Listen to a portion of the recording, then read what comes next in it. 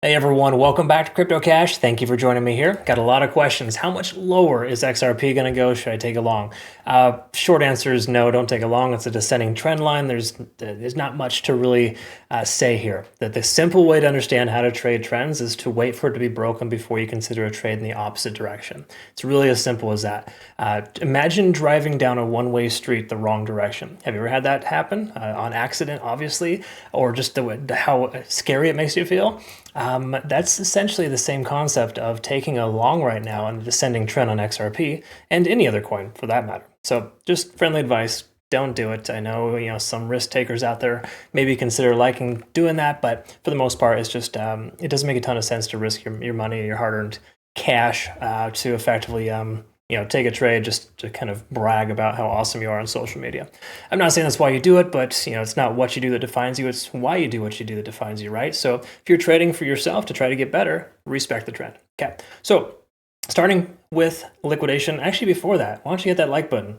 Don't forget to do so every single video, folks. I have to ask, but good news is it's starting to get a little higher now, so it is working for me asking every single video. So apologize for being a broken record there, but I assure you, it helps me a lot to be able to grow the channel, and honestly, it helps more people than you might know, because a lot of folks get destroyed by moon boys consistently. Like everybody, if anybody said XRP to $5, $10, $15, $20 this year, don't trust them, folks. Come on. That's literally just ridiculous. You know how much market capitalization we need to be able to get to that price point? It is insane. Like, people don't understand the math. Either way, I'm not hating on this coin, just being realistic here. I'm always going to shoot you straight. And the truth is, I think everyone could learn a whole heck of a lot more if they were just a little bit more patient and a little less like a goldfish. So taking a look here, 225 to 230, upper liquidation range, 220 also kind of close there. So obviously we start getting a little closer to that 220 range, we may see a continuation higher, but that's the resistance for us, okay? We've looked in the charts, I'll explain that. I talked about that previously here. That 220 is essentially that range between 220 and 210. We're pretty much in that lower range. So hypothetically, the price goes up. But once more, there's a lot of liquidation down as low as $2. I'm still waiting for that $2 mark, personally. I'm a patient trader, so what can I say? I miss out on a lot of opportunities. You don't have to remind me. That's perfectly fine. But the opportunities I catch are usually pretty good, and that's okay. Everyone's got different strategies, but at this point, my strategy is to not trade against the grain here. Look at this, 500 million in liquidation short delta. That's how many more shorts we have in the market than longs. They must know something. Well, what do they know? They know that the market is moving down and they're not going to take a long in spite of that, okay? So, just emotions don't belong in trading, but if you are like upset and you keep taking longs, keep getting stopped out, you're doing it wrong, right? Hitting the old reset button on the account is never a good strategy. Either way, I've done it before many moons ago now. I've been trading for over 20 years, and I tell you, it's an interesting experience, the whole thing. But what's more interesting is to see people keep making the same mistakes over and over again, just beating their head against the wall. It makes no sense. All right, I'm sorry, I'm getting a little off topic here, but here's that open interest area at 220, 221. This reinforces resistance, significant amount of resistance above the price, okay? So just know that's a real thing there. Furthermore, too, what is also real is the resistance above us, and the fact that we are now officially below the 50 and the 20-day SMA. Okay, so while this isn't like a firm indication of like, oh, okay, we're going straight down, it just kind of insists on the fact that over the last 20 to 50 days, rather, we are below that trend. In other words, it's a bearish sign. It's showing the momentum is going down, not up, all right? However, we do have the 200 SMA hanging out below the price action.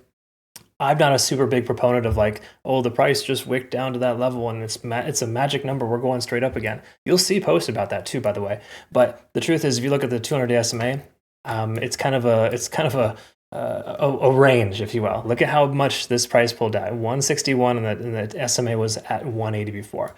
It doesn't necessarily mean we're just going to instantly recover, but it does imply over the last 200 days that we're still above that average, and that's a good sign. Okay, so the macro continuation potential is still there. All right, so not just discrediting this short-term turnaround, right? But you shouldn't discredit it either, because it's super relevant. It makes a lot of sense, and the reason why it's super relevant is because we've lost 50 in the RSI. We're underneath our moving average. We can see a divergence here on the MACD, basically telling us that the momentum has shifted. 4-hour time frame also going to reflect the same thing here. However, we're under both moving averages. The descending trend line here is consistent. We are under 50 in the RSI here. You have multiple confirming factors on multiple time frames. So generally speaking, that implies that further downside is likely. Keep this in mind though, if you overextend too much for too long, then the price will inevitably recover, okay? So that generally happens at key level supports. Now, we are in that support range of 210 to 220 with emphasis on $2 even being that heavier support, but we're in the upper range of this lower support range, okay? And that's a good sign. So it's inevitable for the price action here to recover. It's just natural. But I would say it's short term. These are what we commonly refer to as dead cat bounces, where people buy these dips here, price goes up and just keeps on coming down because it cannot establish higher highs and higher lows. So what we're looking for is for the price action to come up here, to consolidate above its local point of control, hang out here. And then maybe we see Bitcoin successfully remove its head from its ass. When that happens, XRP should continue higher, but you got to recognize 220s is still a pretty significant amount of resistance. So based on how slow XRP can move in its ranges, I'm not gonna be super convinced we're gonna be breaking free from 220 anytime soon. It's just, again, what the charts are telling us. It's not my emotional bias towards this coin. I could give two craps about this coin. But I have the same premise on every single coin, right? As much as I enjoy and love Bitcoin, that thing's a piece of crap some days. Some days it's awesome. But it's not a get-rich-quick scheme, okay? And XRP, while it could be, potentially, if you're day trading or swing trading, it's a different story altogether, right? Add your spot bags, dollar cost average on the way down. But between now and then, if you're going to be trading it, just make sure that you trade responsibly. That's all I ask. Just to clarify, some dollar cost average targets is just above $2. I have a limit order there for my spot bag. Same thing with 190, and then subsequently in the low 170s, or no, I'm sorry, it's in the 160s, low 160s if we just so happen to catch a wick down for that. We're going to need to see a fundamental catalyst to see that occur, likely, but it is possible. Just know. All right. All that being said, trade less and succeed more. That's the key takeaway here. All right. All right. Thanks again so much for watching. Join us over on Twitter, Telegram, and Discord if you haven't yet already. I've got a lot of shorts rolling out too. People are appreciating this. So thank you for the awesome feedback. Glad this is working out well for you. And then furthermore too, Bitunix, I have to mention this because the cutoff is May 14th, but you get a nice little deposit reward bonus. It's a phenomenal exchange, no KYC or VPN required. I highly recommend checking them out. They are really good. They've been awesome to our community. So thanks again, Bitunix, and thank you too for being a great part of my life. We'll look forward to seeing you in the next one. Have a good rest of your day. Take care.